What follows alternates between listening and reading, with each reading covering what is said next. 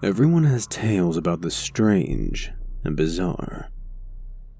My story is about how my half-whole mask saved my life, and continues to save my life to this very day.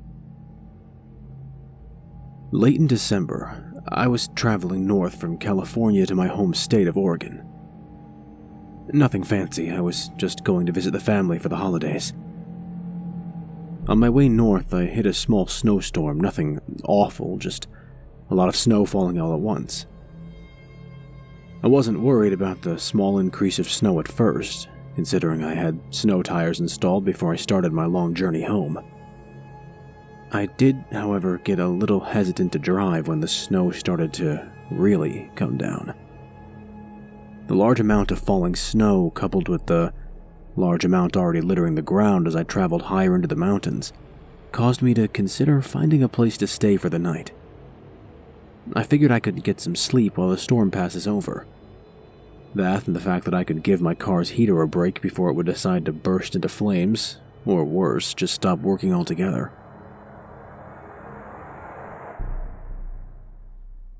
I scanned as much of the landscape as I could, but there were no buildings in the immediate area. The only other option that I had for my predicament was to keep driving and hope there was a town or exit nearby that I could take in order to escape from the storm. I must have been driving for at least an hour before I saw a sign up ahead indicating how far the closest city was. My heart sank a little when I read 162 miles as it flew by my windshield and vanished into the snowy night. At this point, the snow was beating against my windshield, and I knew that I wasn't going to last 162 minutes, let alone 162 miles. The digital clock on my radio read 1:21 a.m., and I decided that the next turnoff I saw, I would take and hope that I could find a neighborhood that would produce some results on my current endeavor. My thought process was either freeze to death in my car, or stay the night at some random person's house. Weighing the two options in my head, I picked the only thing a sane person would pick, and went with the house. And I wasn't having any luck finding a place to pull off. Just when I was starting to lose hope, I saw a turnoff in the distance.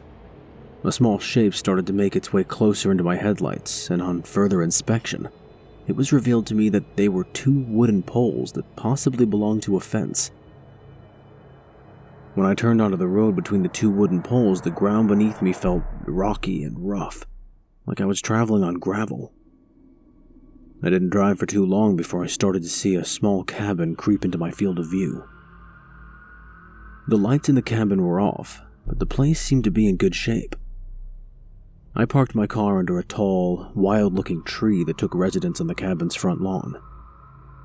Getting out of my car, I immediately grabbed my extra jacket and put it on, pulling the half-whole mask I wore around my neck up and over my ears to keep the heat around my face.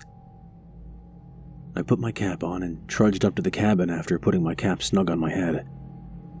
As I traveled through the cold, windy night up to what I felt was my salvation, I immediately regretted not getting any gloves for my hands. Despite the irritation I had with my hands, my face and the rest of my body were comfortably warm, so I didn't have much room to complain. I stuffed my frozen hands deep into my pockets and continued my journey across the cabin's lawn. As I made my way to the door, I noticed something odd. There was no indication of life anywhere. There wasn't even a car in the front yard. Taking my right hand out of my pocket, I knocked 3 times, waiting patiently before saying, "Hello? Is anyone in there? I'm sorry to bother you so late at night, but I need a place to stay for a few hours." Nothing answered my plea for help, so I knocked 3 more times on the door, hitting my knuckles harder against the aged wood of the entrance. "Hello?" I said again, a little louder before continuing with, "I'm not here to rob you or anything. I just need a place to stay for the rest of the night. I promise I'll be gone by sunrise." As I finished my sentence, I touched the ornate metal door handle. Noticing that the door seemed to be unlocked, I said in a loud voice, "I'm coming in now. If there's anybody in here, please let me know now." I pressed the metal lever down, finding it a bit odd that the door was unlocked, and opened the door with little resistance on the other end, closing it behind me with about the same resistance despite the fact the door looked really old. Looking around the area, I noticed the cabin had 5 rooms.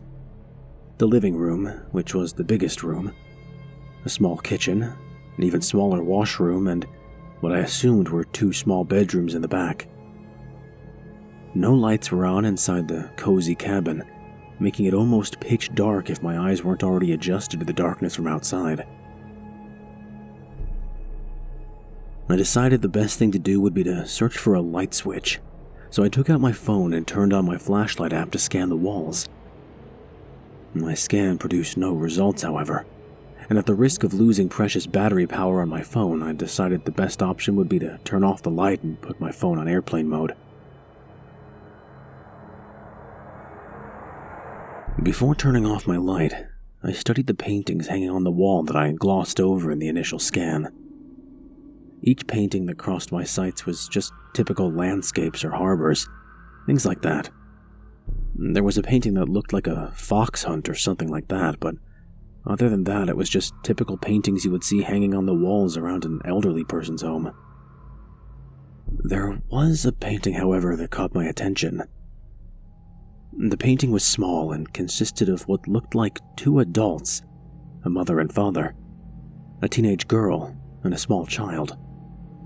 The family captured in that painting were wearing what looked like Victorian-era clothing. I'm only guessing about the clothes. I mean, they could have been from the 1800s or the early 20th century. The point is that the clothing was very ornate and regal. There was something really disturbing about the image in the painting, though. The faces of each member of the family looked like they were smoothed over with clay. It's kind of hard to describe it, but the 3 family members looked like they had no facial features. By no facial features, I mean instead of the normal facial features you and I have, the 3 people in the painting had grooves of smooth flesh, where normally you have an eye, nose, or mouth.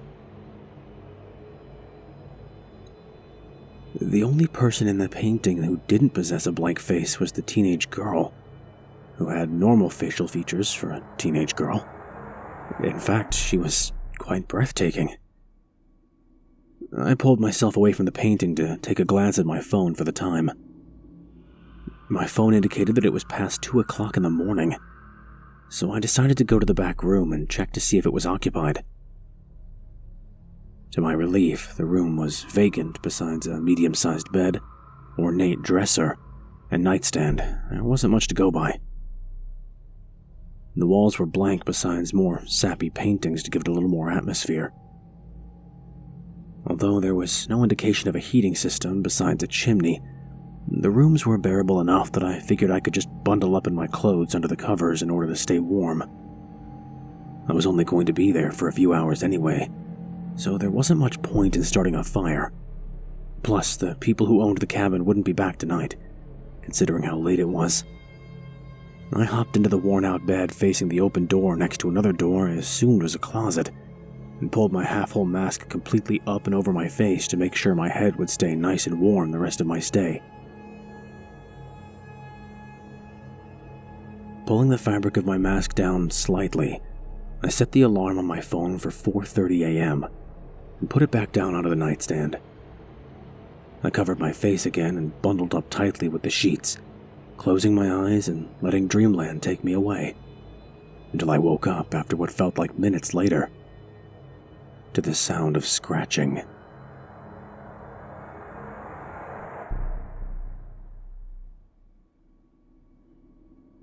Over and over again, softly coming from the closed door. I tried to relax myself by thinking that all the noise that I heard was just a rat or some other animal that was spending the night in the closet while the cabin's owners were away. Quietly, I shifted onto my back, pulling my half-whole mask down slightly so a little slit appeared, giving me a small window to look at what was out there. I laid on the bed, stiff as a board, with my cap and mask covering my face in such a way that it acted like a visor, giving me a small peek at what was in the darkness. Thankfully, my eyes were still adjusted to the dark, which gave me a small amount of reassurance as I continued looking in the direction the scratching noise was coming from.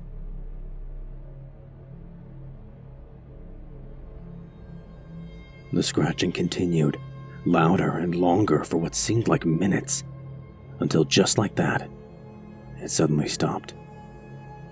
Silence filled the room again, but it wasn't a safe kind of silence. The deafening silence in the room was a foreboding, ominous sort of silence. The vacuum of sound in the air was the type of silence that happens in a movie just before something jumps out at you. Just when I began to calm myself down, the doorknob to the closet began to jiggle and turn very slowly. My heart was racing out of my chest as I saw and heard that knob turn, and every inch of my body wanted to bolt out of that bed and out of that cabin before whatever was on the other side of that door got out after me. I lay perfectly still on the bed, despite the fact that I had a cocktail of adrenaline, nerves, and instincts telling me to get the hell out of there.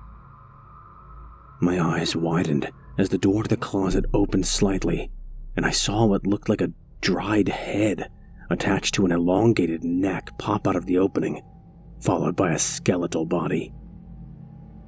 The thing that was emerging from the closet crawled on all fours out of the doorway and slowly made its way to the bed I was sleeping in. I had never been more frightened in my whole entire life as the thing stood up, almost touching the roof of the cabin, and looked down in my direction. The creature stood there, studying me as I peeked through the thin slit in my mask, pure terror swirling around in my mind as I glanced up at the body of the creature.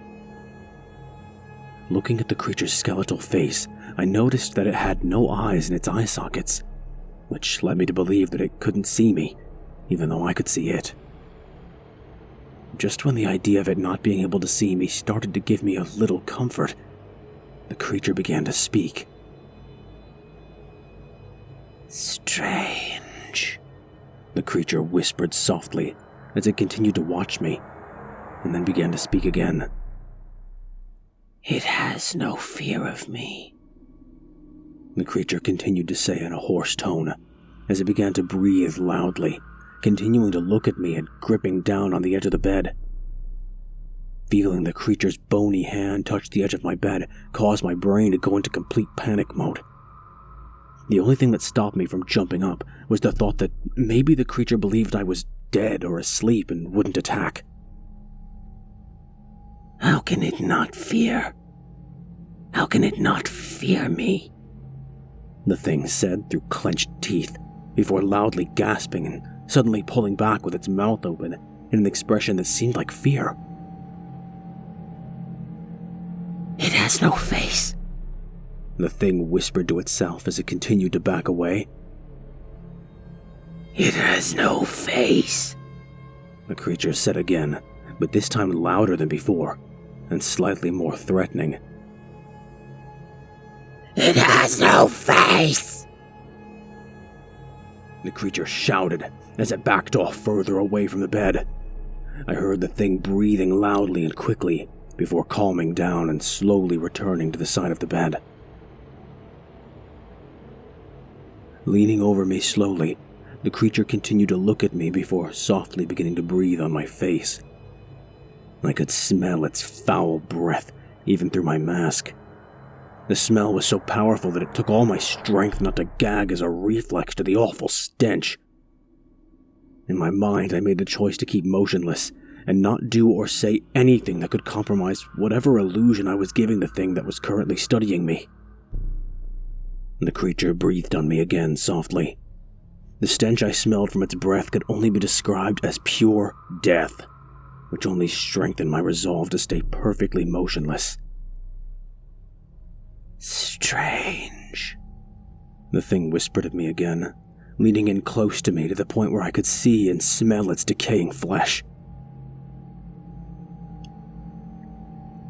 The creature slowly reached for me, its hand slowly moving towards my face. With every inch that decaying hand moved, I couldn't help but feel my situation becoming more and more dire. I thought that this was it for me. The creature would kill me tonight, or take me away and torture me, then kill me, and no one would know what had happened to me. No one would find my body out here, and no one would know my story.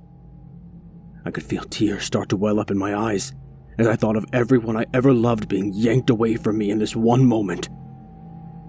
No face, no face, no face. The creature softly chanted as its hands crept ever closer to my face. I could hear the anguish in the creature's voice as it continued chanting over and over as it reached for me.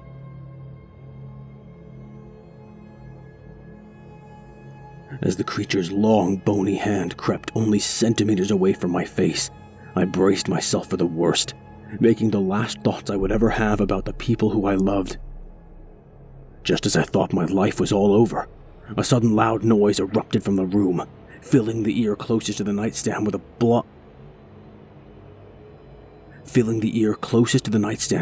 flood of beeps and causing the creature to scream and jump back. As the noise continued, the creature threw itself back against the wall, shrieking uncontrollably in terror as it stumbled back towards the closet. I was dumbstruck for a second before the thought came to me that I had set my alarm for 4:30 a.m., which must have been the source of the noise. I jumped out of the bed, grabbing my phone and pointing the lit-up screen at the monster as the alarm continued to ring loudly. The loud ringing caused the monster to shriek even more in confusion and terror as it retreated quicker as I approached. Seeing my chance, I activated my phone's flashlight and put it on strobe in order to disorientate the monster further. No face! No face! No face! The creature shrieked at me as it withdrew to the safety of the closet. I continued to shine my light on the creature, and for added effect I started playing loud music as I continued to jab my phone in the monster's direction like a lion tamer.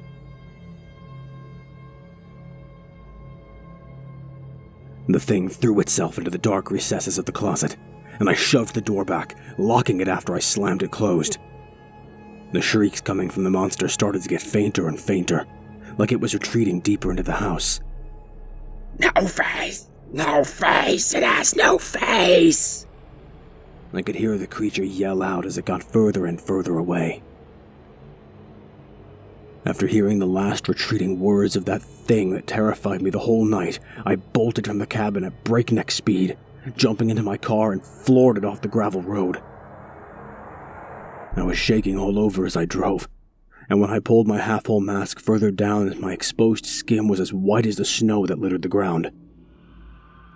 I was so frightened by the whole experience, as soon as I pulled into the first town I saw, I parked my car and began to sob uncontrollably for a while.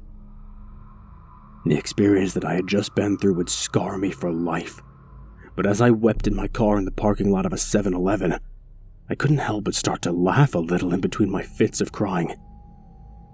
I got through my ordeal without so much as a scratch on me. Well, besides the mental scars, I was fine. I was alive and I didn't have to worry anymore. After I finished with my whole episode of crying and laughing like an insane person, I entered the store, sniffling and wiping away the rest of my tears.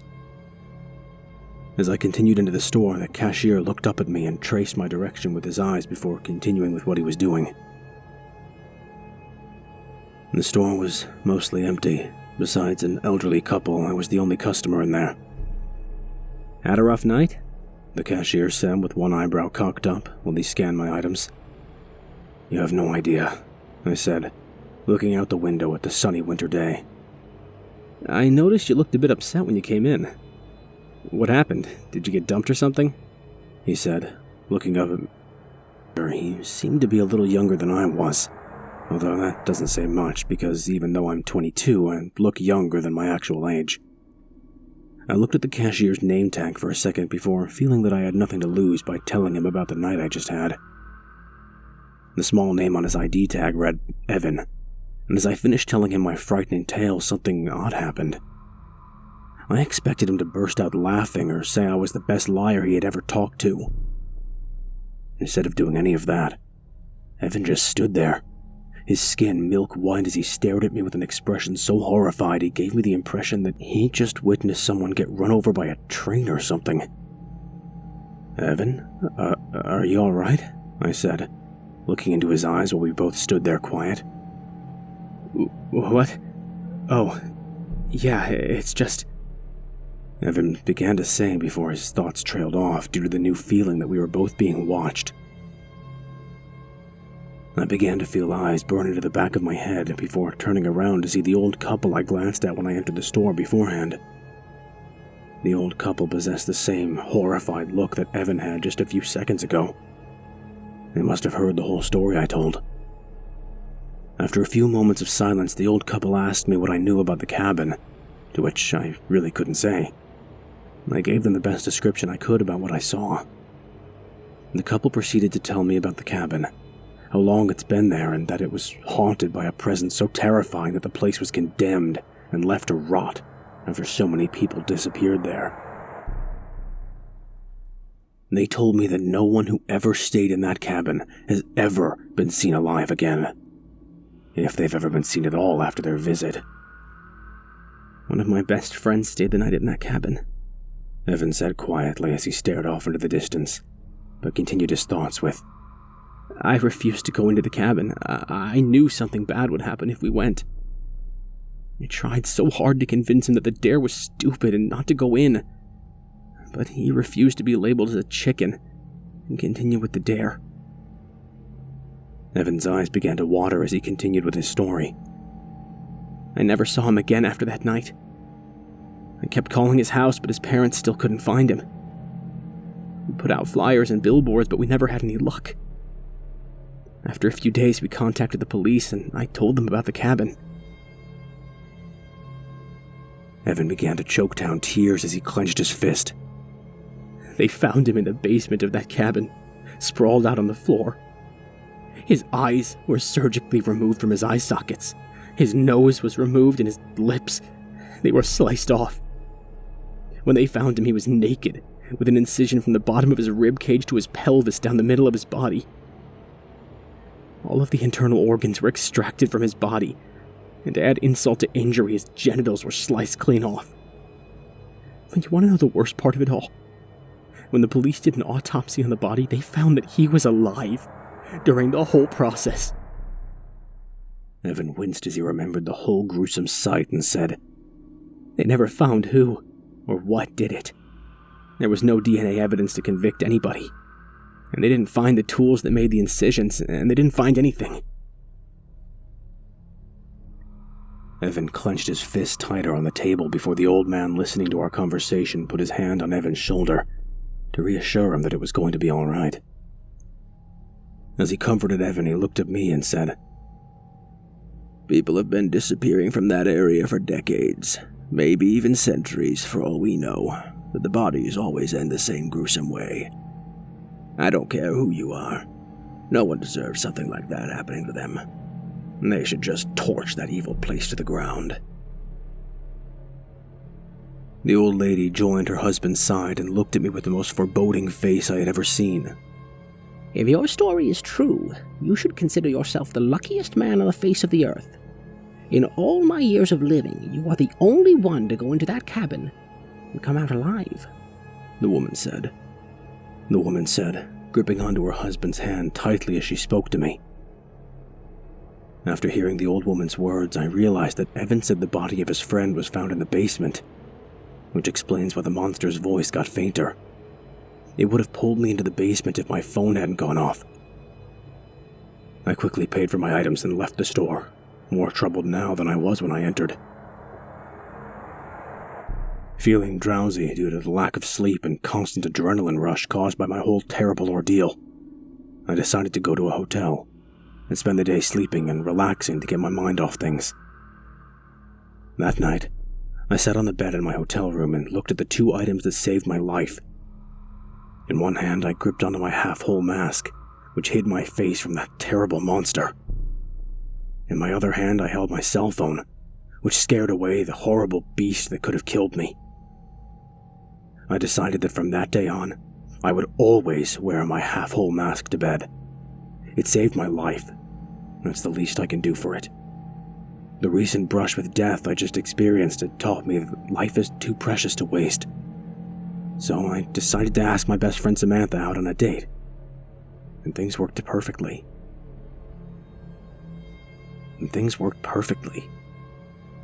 Samantha and I were together for 2 years before I recently asked for her hand in marriage, to which she said yes. Part of me will never forget that awful night, and because of it, not only have I been wearing my half-whole mask to bed every night since then, I've also made it a priority not to live in any type of house that has a basement. As an added safety measure, I started locking every door before going to bed. It's a pain, but you can never be too careful. Despite these crazy precautions, Samantha has accepted my little quirks, and has continued to be supportive as we continue our journey through life together. I couldn't be happier with the way things turned out in my life, and I'm so lucky to be with Samantha. Everything's perfect. There's just one thing that bothers me, and I think I might just have to blame my imagination, but sometimes when I wake up at night, when it's really quiet, sometimes I'll hear soft scratching noises. Also, and I think it's just paranoia, but I swear, sometimes I hear something whisper, "No face," from inside my closet.